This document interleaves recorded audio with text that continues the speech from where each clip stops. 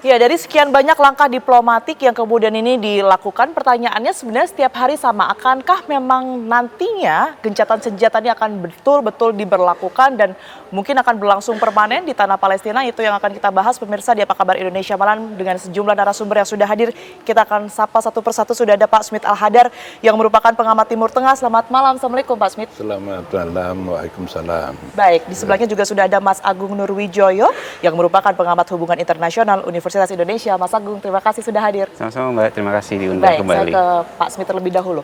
Pak Smith, kalau kita berbicara mungkin mulai dari Israel yang kemudian mengirimkan tim ke Qatar ya di tanggal 6 Juli 2025. Anda melihat ini sebenarnya apa yang diinginkan oleh Israel? Apakah betul gencatan senjata saja kah? Atau mungkin ada maksud lain, misalnya hanya terfokus untuk pembebasan sandera? Ataupun juga ada maksud untuk menekan Hamas dalam hal ini, tanda kutip?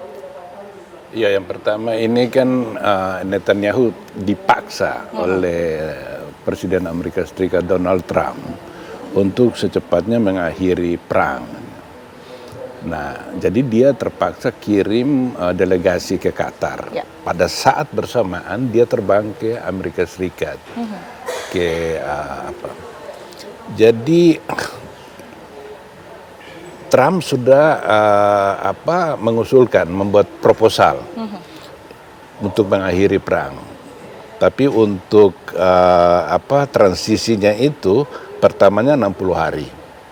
60 hari gencatan senjata dengan imbalan pertukaran tahanan Palestina yang ditahan Israel dan pembebasan tahanan orang Yahudi. 10 orang yang masih hidup dan 18 orang yang sudah jadi jenazah dalam 6 bulan dalam 2 bulan ini gencatan senjata. Dari kurang lebih kalau nggak salah 50 ya Pak ya totalnya. 53. 53. Ya, okay. 53.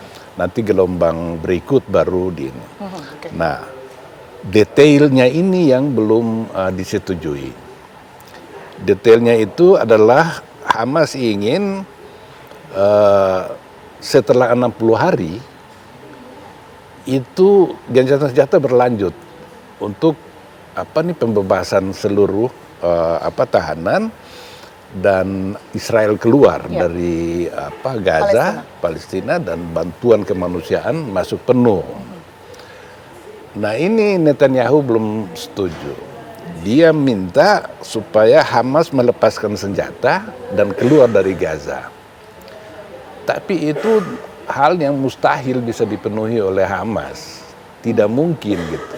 Karena kalau itu dia lakukan berarti dia kalah. Dia kalah, itu seluruh bangsa Palestina akan kutuk sama dia. Karena kalau lu yang memulai perang, lalu hasilnya seperti ini, kita sudah menderita kehancuran seluruhnya, lalu lu bilang ngaku kalah. Lalu kenapa nggak dari dulu? Ini kan sudah hampir 2 tahun perangnya ini. Kenapa nggak dari dulu lo ini? Nah, jadi Hamas nothing to lose. Dia tidak akan mau melepaskan senjata dan meninggalkan Gaza seperti diinginkan Netanyahu. Di pihak lain Netanyahu dalam posisi sulit juga. Karena Trump tidak ingin perang ini berlanjut terus. Reputasi Amerika Serikat hancur, reputasi Israel juga hancur. Secara ekonomi juga ya. Tetapi bulan Oktober itu ada pemilihan umum di Israel. Nah, kalau sekarang ini Netanyahu setuju perang diakhiri dan Hamas tidak melepaskan senjata, maka bisa dikata dia akan kalah dalam pemilu pada Oktober lalu. Bahkan sebelum pemilu itu mungkin pemerintahannya sudah jatuh. Nah, untuk itu Trump menawarkan diri. Dia minta kepada pengadilan Israel untuk tidak menuntut terhadap Netanyahu. Karena dia terlibat korupsi dan suap yang harus dihukum. Tidak melanjutkan proses hukumnya begitu ya, Pak Smith ya. Dan kemudian Trump juga meminta agar Presiden Israel Isaac Herzog Oke. untuk memaafkan. Tetapi kalau itu dilakukan, artinya Israel tidak dihukum, Netanyahu tidak dihukum, tetapi Netanyahu harus meninggalkan dunia politik. Artinya masih banyak sekali yang kemudian ini belum menemukan kesepakatan sebenarnya ya antara Israel dan juga Palestina berkaitan dengan gencatan senjata dan juga tentunya negara-negara yang berada di belakangnya.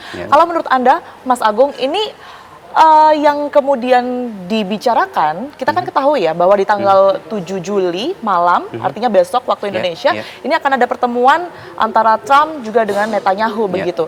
Dengan segala ketidaksepakatan yang saat ini masih terus terjadi, ini apa kira-kira yang nantinya akan dibahas dan juga kesepakatannya menurut Anda seperti apa? Saya pikir sederhananya adalah apakah Netanyahu mendapatkan political leverage atau tidak.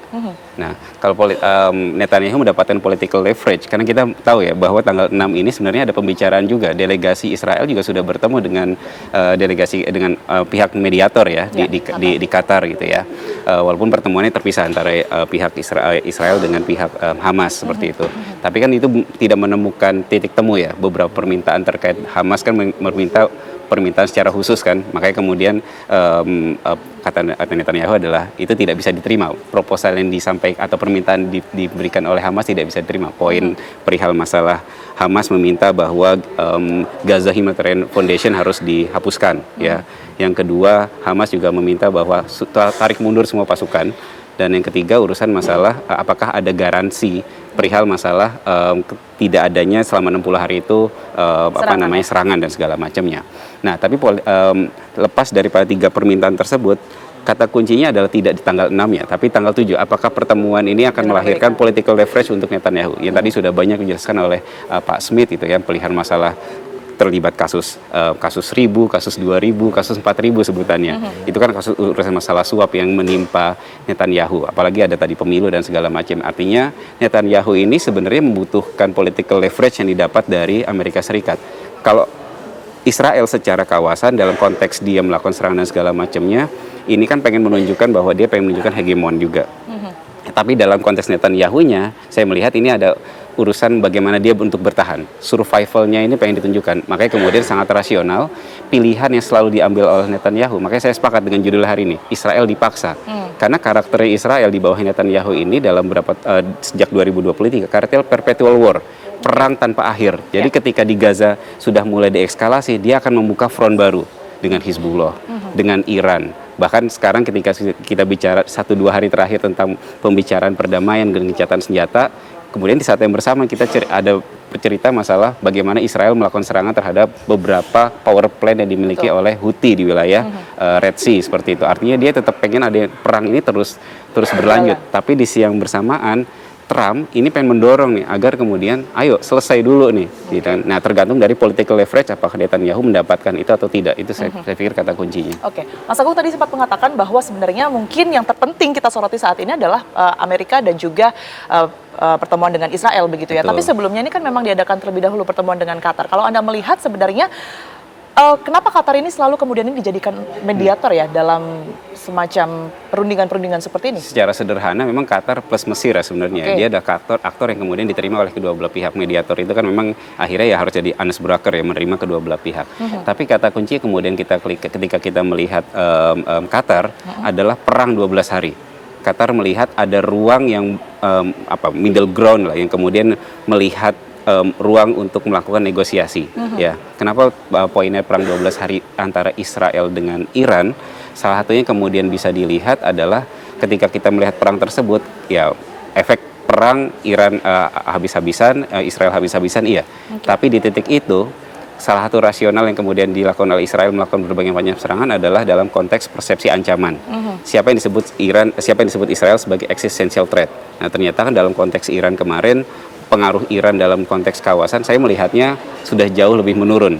Karena memang respon dari kelompok-kelompok proksinya Iran tidak semasif ketika rentang 2023 sampai 2024. Beda kemudian 2025 ketika serangan kemarin perang 12 hari, responnya hanya dua belah pihak. Tapi tidak banyak muncul dari kelompok-kelompok proksi-proksi yang lain. Houthi baru beberapa hari terakhir saja kemudian muncul. Jadi penurunan dalam konteks enmity dan enmity-nya, perang rivalitas kawasan menurun. Ini yang menunjukkan Qatar masuk untuk mendorong bahwa ayo kemudian kita bisa melakukan aspek negosiasi. Makanya tadi kan ruangnya adalah sekarang Israel dipaksa untuk melakukan gencatan senjata seperti itu. Baik, saya juga membutuhkan pandangan Anda, Pak Smith, berkaitan dengan hal ini, mengenai bagaimana kemudian ini Qatar sebagai mediator jika kita bandingkan dengan negara-negara lain di Timur Tengah begitu ya, dan juga bagaimana sebenarnya hubungan Qatar dengan kekuatan besar seperti Amerika Serikat dan juga Israel. Tapi dijawab nanti, Pak Smith, kita akan jeda terlebih dahulu, kami akan kembali untuk Anda sesaat lagi.